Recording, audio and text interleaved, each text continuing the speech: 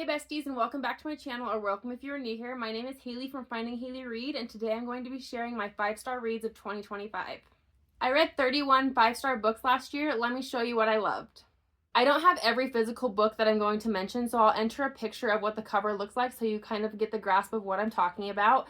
First up was a reread that was Iron Flame and Fourth Wing. I love these books. You can judge me all you want. I don't care.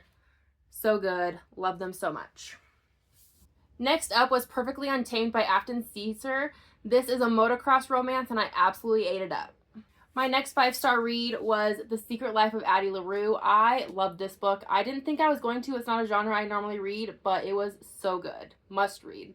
Next up was How Do You Feel by Janine O'Reilly. This was one of my first fantasies and I loved it. I have not dived into the series more, but I do have the rest of the series, so that is on my TBR for 2026. My next 5-star read was Scythe and Sparrow by Brynne Weaver. This was a fantastic read. It's a romantic comedy with dark elements and chef's kiss. Way to go, Brynne. You killed it with this one. This is a little bit more controversial, I know, on the book talk space, but I read it last year. I'm going to talk about it. I loved Wild Eyes. This is probably one of my favorite in this series. I have not read the fourth one, but we'll get there at some point. Maybe.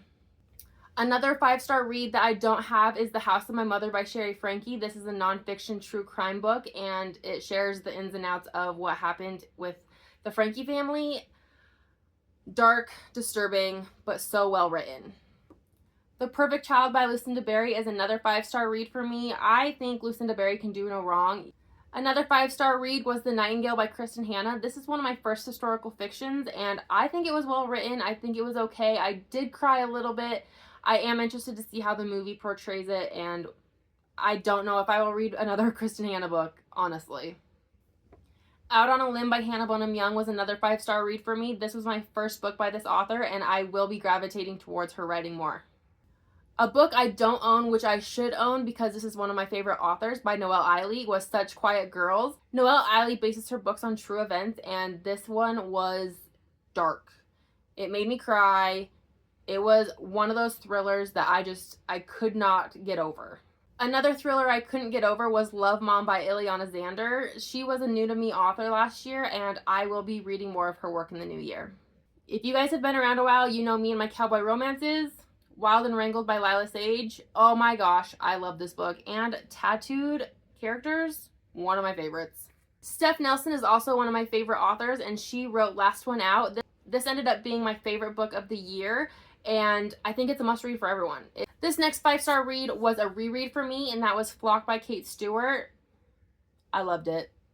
Another Elsie Silver book that was 5 stars for me was Wild Side. I know people were iffy on this one. They either loved it or hate it. I thought it was really good. Strange Sally Diamond is another 5-star read that I think everyone should read. This is a book that I was going into blind. I had no idea what it was about, and I ended up loving it. I Am a Poetry Girly at Heart and The Starlight She Becomes by Parker Lee was very well written. These next 3 books is part of a 5-book series. I only 5-starred 3 of the books. The other ones were still 4 stars. They were still great reads. But that was, let me get my notes out, The Risk, Sidetracked, and Painted All Red, part of the Mind F series. If you have not read this series, go read it. Yes, it's a hefty boy, but 5 books in one, it's really not that bad. They're like 200 pages, if that. Another true crime book that I read last year was The Idaho 4 by James Patterson. This happened in my state. It happened not very far from me, and it really hit home. It was well written, so well written. I hate judging true crime books and true stories, but this one was just so good. Another series that was so good and I'm going to need for my shelf soon was The Dollhouse and The Hunted by Sarah Ellis. Both of these were 5-star books for me. Mentioning Noelle Eiley for the second time was Forget You Saw Her. This is a prequel to Ask for Andrea. This book made me sob like an absolute baby. For a thriller, don't know how that happened, but I sobbed. So freaking good. Next up is a paranormal romance. This is a genre I stepped into in 2025, and that is Mate by Ali Hazelwood. I have only read Bride and Mate from Ali Hazelwood, so if you recommend anything else by her, let me know because I definitely need recommendations on what I should read next from her.